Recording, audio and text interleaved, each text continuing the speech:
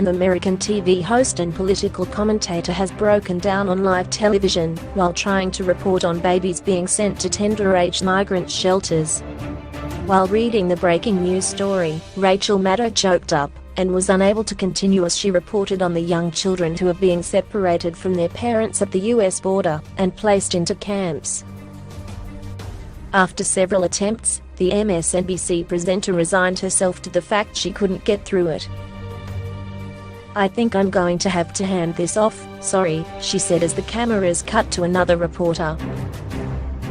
Maddow later took to Twitter to apologize for losing it there for a moment, explaining that it was not the way she intended that to go. Over a series of tweets she shared the app story that she was unable to read. Commenters applauded Maddow's efforts and shared their support.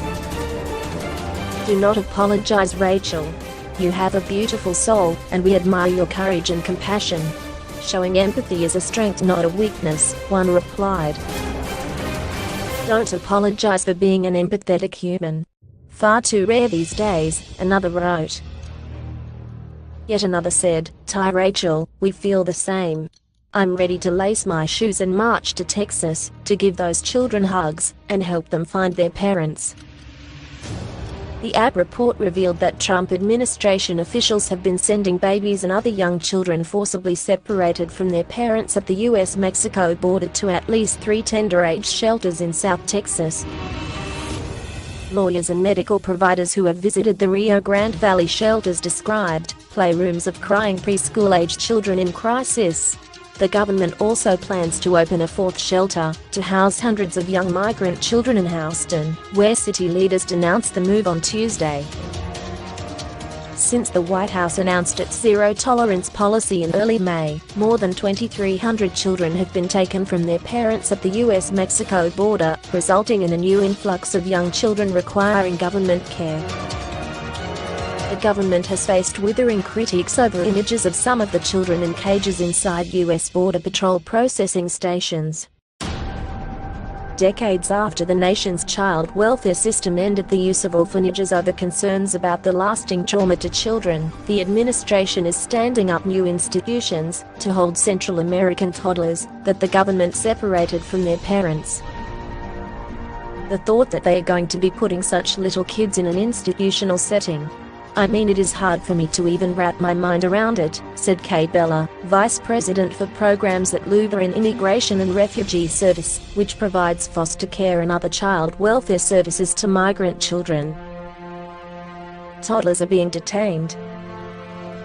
Bella said shelters follow strict procedures surrounding who can gain access to the children in order to protect their safety, but that means information about their welfare can be limited. By law, child migrants traveling alone must be sent to facilities run by the U.S. Department of Health and Human Services within 3 days of being detained. The agency then is responsible for placing the children in shelters or foster homes until they are united with a relative or sponsor in the community as they await immigration court hearings. The U.S. Attorney General Jeff Sessions' announcement last month that the government would criminally prosecute everyone who crosses the U.S.-Mexico border illegally has led to the breakup of hundreds of migrant families and sent a new group of hundreds of young children into the government's care. The United Nations, some Democratic and Republican politicians and religious groups have sharply criticized the policy, calling it inhumane.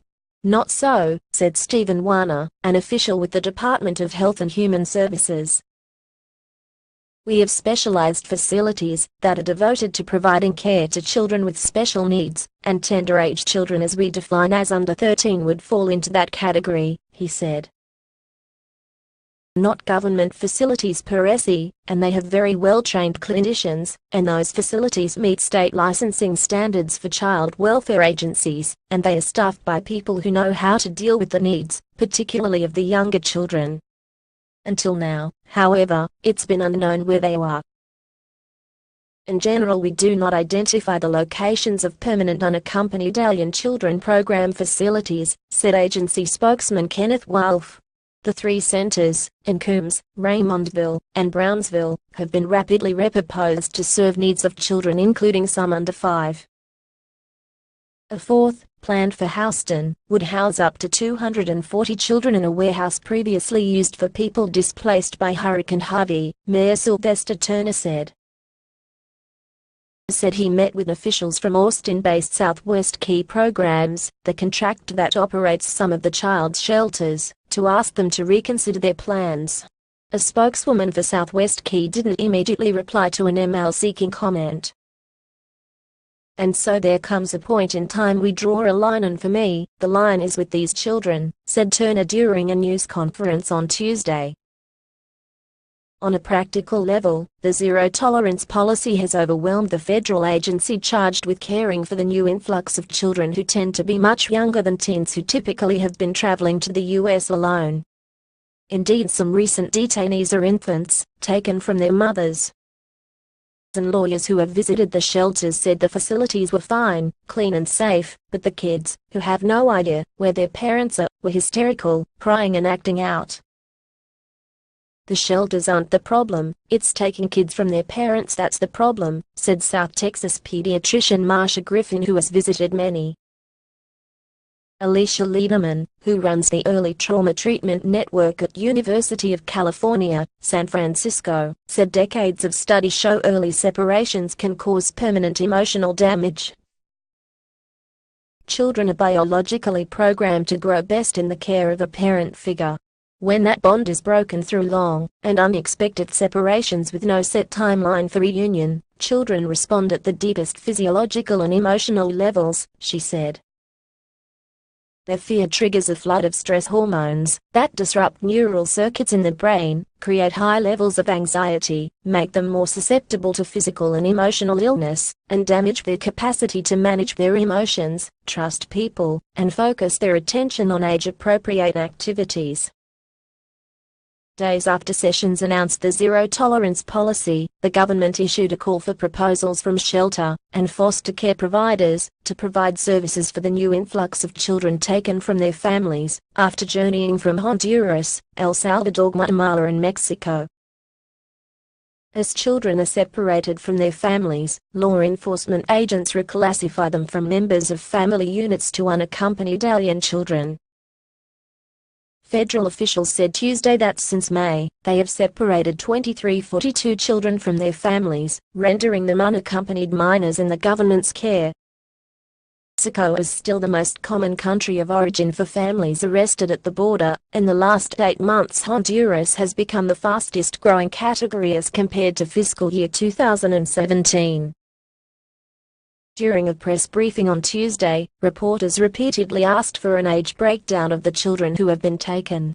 Officials from both law enforcement and Health and Human Services said they didn't know how many children were under 5, under 2, or even so little they are nonverbal.